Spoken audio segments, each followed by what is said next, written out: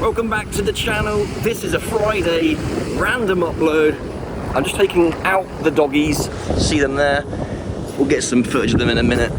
But I thought I'd just whip my camera out and do a little vlog style edit, as I have finished my client work early today, and there's no greater feeling than to get out with the dogs knowing that my workload is gone.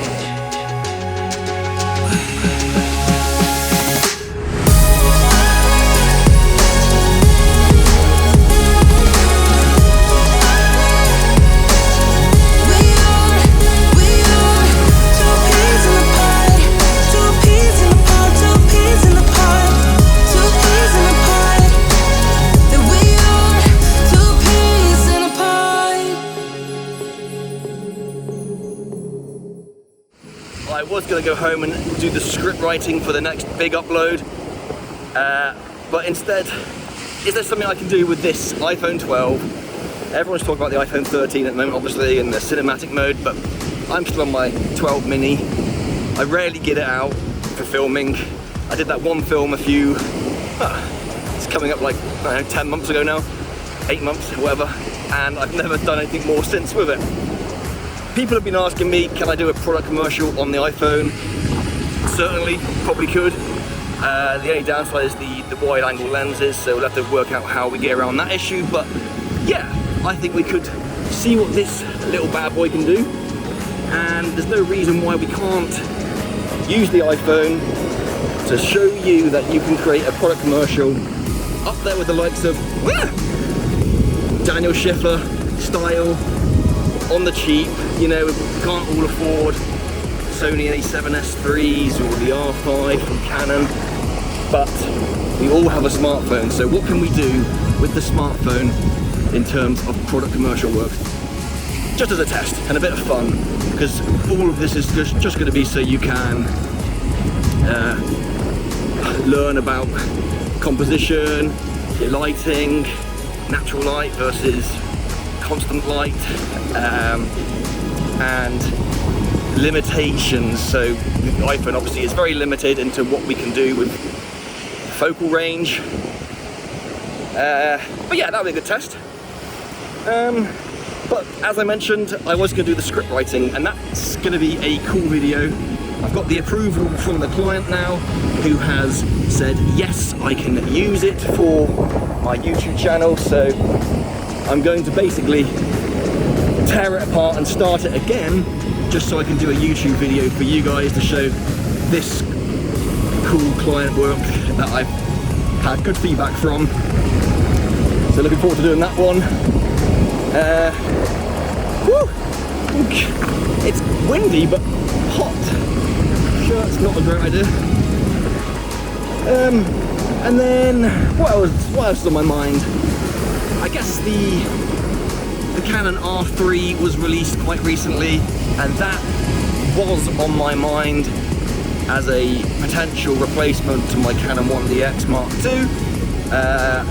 It was all looking great until they finally released the megapixel count, and 24, to me, it's not worth the upgrade. They're saying that megapixels aren't that important, but I do so much client photography. I would like a bit more resolution, to be honest, in my images, because when you zoom into 100% on the Canon 1DX files, you can start to see where the image could fall apart if they were to crop any further than the 100% mark. So it'd be nice to have a little bit extra resolution. 30 megapixels would be ideal. And what's that? Is that the 5D Mark IV?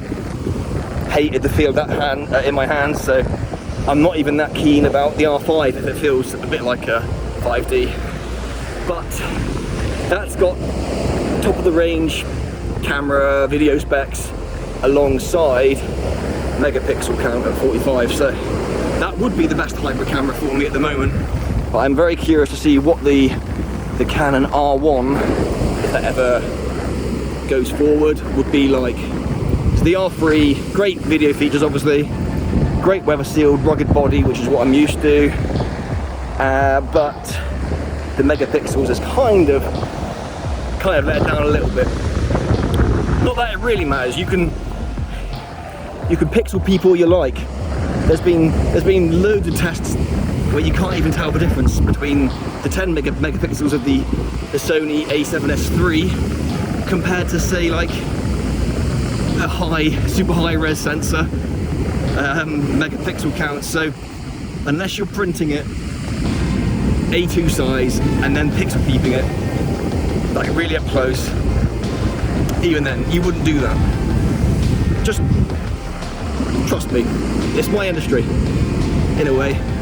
I've designed photograph stuff for billboards and they don't actually care about the resolution, because by the time it's blown up, that 300 dpi we're used to in print, it's not that when it comes to billboard size.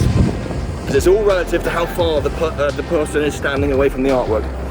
So next time you pass a billboard, you try and stand as close as you can and look at the dots. You'll see they're quite big.